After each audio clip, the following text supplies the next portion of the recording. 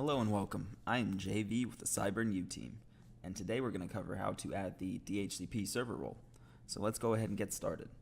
We're going to go to the bottom left here with the Windows symbol, click Server Manager, and then you're going to go to Manage at the top right here, hit Add Roles and Features.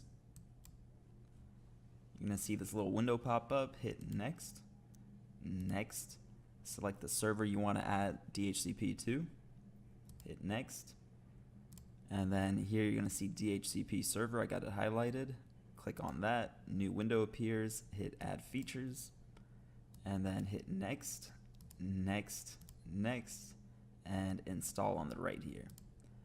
And the reason we would want DHCP to even be on our servers is that it automatically provides an IP host with its IP address and other related configuration information, such as the subnet and default gateway. This is extremely helpful because it manages your domain a lot easier by just handing out IPs instead of you needing to figure out, have I used this IP yet? Have I not used this IP?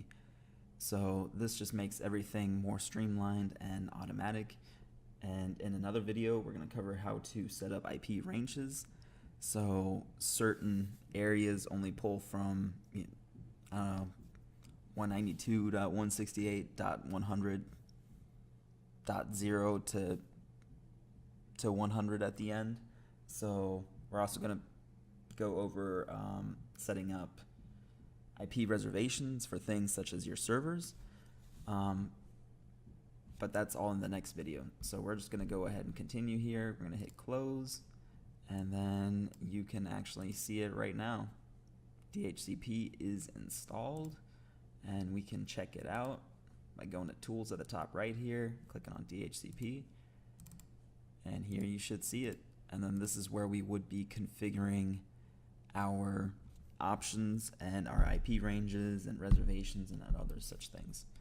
I hope you enjoyed today's video. Today we went over how to set up DHCP server role. And if you enjoyed the video, please subscribe, and we look forward to seeing you again.